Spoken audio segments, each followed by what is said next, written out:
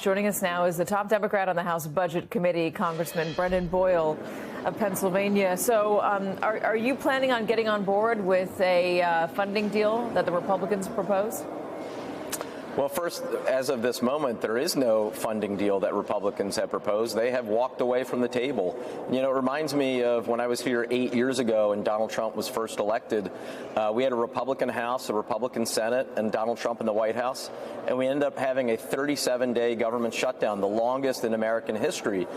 It seems to me that there are a lot of Republicans who want exactly the same thing and want history repeating itself this time around, except this time it's even worse because right now the Trump administration, led by Elon Musk, is illegally shutting down government agencies that we have already previously voted to fund.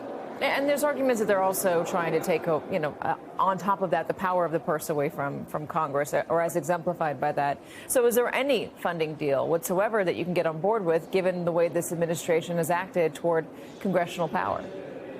Well, again, just to be clear, if we have a shutdown, Republicans control the House, the Senate, the White House. If we have a shutdown, it'll be because Republicans want one.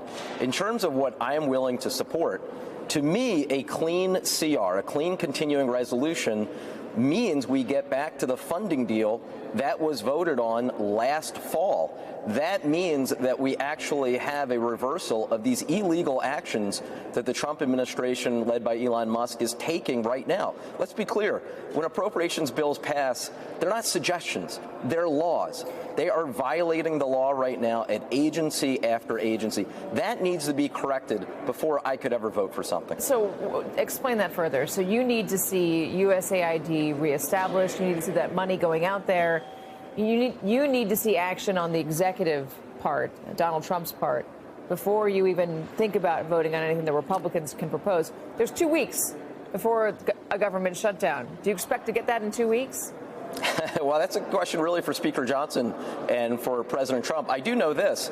Last week on the House floor, on a strictly party line vote, they were able to get every single Republican but one to vote for $4 trillion of tax cuts for the richest 1%, funded in part by the largest Medicaid cuts in American history. Republicans can get the votes when they want it. Can we talk about that? The $4.5 trillion in tax cuts. The Republicans are being a little wishy-washy about how they're going to fund it. They're not saying that they're necessarily going to get into any of those entitlements. What are you saying? Well, here's what the text actually provides for. $880 billion in cuts to Medicaid, which again would be the largest in American history. Another several $100 billion more in cuts to programs like school lunch and Head Start and the Affordable Care Act. But that doesn't get them, as draconian as that is, that still doesn't get them up to the $4.5 trillion level they need. So what do they do for the rest? They increase the debt limit. They increase our national debt by $4 trillion. It is a deeply irresponsible budget. It only benefits billionaires and the wealthy few at the expense of the 72 million Americans who rely on Medicaid. Don't they need, and tell me if I'm getting this wrong, don't they need 60 votes in the Senate if they're not going to do that through reconciliation? Well, so what they did pass last week is the beginning of the reconciliation process. So their plan is to push this through using reconciliation, which, of course, would mean they would only need 51 votes in Senate. But can you add to the debt with that? Yeah, unfortunately, yes, you can. Reconciliation has all these interesting, intricate rules, but unfortunately, you are allowed to add to the debt using reconciliation, and that's exactly what their plan does. All right, Congressman Boyle, thank you very much for joining us. Appreciate you today.